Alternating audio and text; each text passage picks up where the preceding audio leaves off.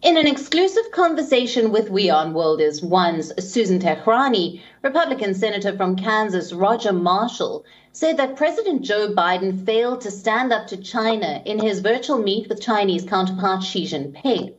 Marshall also talked about his push to create a 9/11-style commission to probe the COVID origins. Listen in. It's almost been 2 years since COVID-19 wreaked havoc worldwide and left over 700,000 Americans dead. But still, there is no definitive answer on how, where, or why the pandemic started. And now you're leading a group of bipartisan senators, and you've introduced legislation to create a 9/11-style commission to investigate COVID-19 and its origins. Can you tell us about that? Yeah, Susan, it's utterly irresponsible that we've not had a deep dive commission to look into the origins of COVID and how we responded as a nation, as a world to this particular virus. Senator, this legislation comes amid mounting evidence that the virus leaked from a lab in Wuhan, China. This was an idea that for a very long time it was considered to be a conspiracy theory.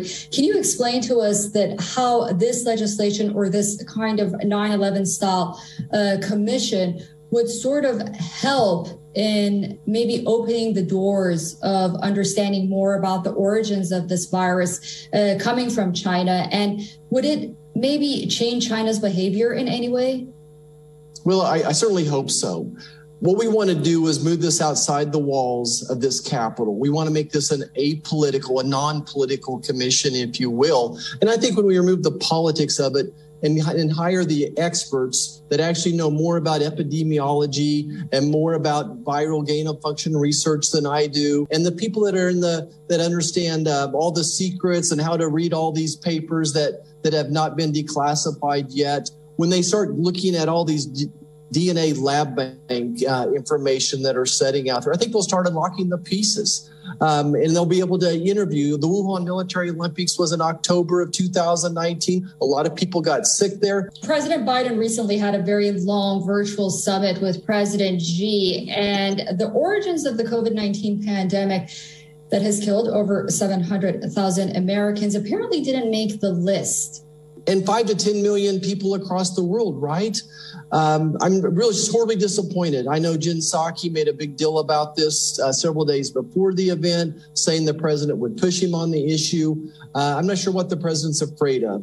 I think we all realize China can be a bit of a bully. And, my dad taught me a long time ago in grade school, you have to stand up to a bully. It's a very complicated relationship with China right now, but I don't think you placate a bully. I don't think that that's how you have a strong relationship going forward. I think we have to stand up to China. The world does as well. We can't do this by ourselves. We really need the rest of the world putting that same type of pressure, financial pressure on China as well. You are a doctor, a physician, and during your practice, you are also a business owner. You are against vaccine mandates. Look, I've had the vaccine myself. My parents have had the vaccine. I fought to get my parents their booster.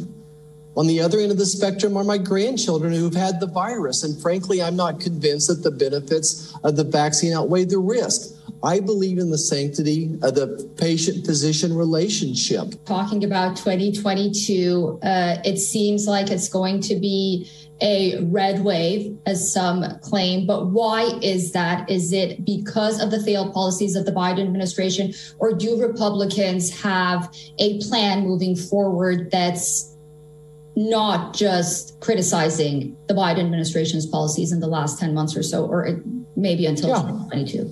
Yeah. Well, of course, the answer is both, right? I think that Americans are much smarter than the White House gives them credit for. They understand the crisis created by this White House: open borders, lawlessness, high energy prices, inflation, the Afghanistan debacle. So America understands that these were crises created by this president. And because of that, there's been a big recoil. But also, I think that the big issue, the big fight that Americans know is going on is this fight of big government socialism versus economic freedom. Big government socialism versus economic freedom. I'm in favor of economic freedom. I believe in a strong military, secure borders. I believe in law and order. I believe in economic freedom. And I think that's why Americans will be voting for the Republican Party come 2022. WION, now available in your country. Download the app now. Get all the news on the move.